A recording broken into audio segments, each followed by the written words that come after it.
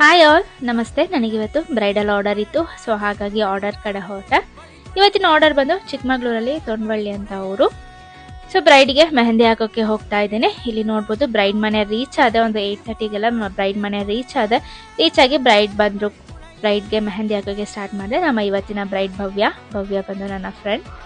So ಅವರು ಮೆಹಂದಿನ ಡಿಸೈನ್ನ select ಮಾಡಿದರು ಇದೇ ಥರ ಇರಲಿ ಅಂತ. ಸೊ ಸೇಮ್ ಅದು ಯಾವ ಥರ ಹೇಳಿದ್ರು ಅದೇ ಥರ ಅವರಿಗೆ ರಿಕ್ವೈರ್ಮೆಂಟ್ ಏನಿತ್ತು ಅದೇ ಥರ ಹಾಕ್ಕೊಟ್ಟೆ. ಫ್ರಂಟ್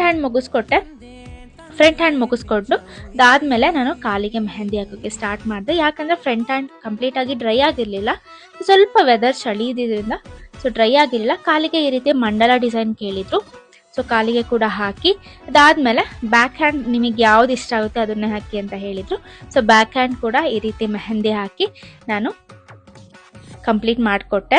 ಹಾಗೆಯೇ ಅವ್ರ ಸಿಸ್ಟರ್ಗೆ ಕೂಡ ಸಿಂಪಲ್ ಡಿಸೈನ್ ಕೇಳಿದ್ರು, ಅದನ್ನು ಹಾಕಿ ನಾನು ಅಲ್ಲಿಂದ ಹೊರಟೆ. ಇದಾಗಿತ್ತು ಇವತ್ತಿನ ವಿಡಿಯೋ. ಇಷ್ಟ ಆದರೆ ಫಾಲೋ ಮಾಡಿ, ಲೈಕ್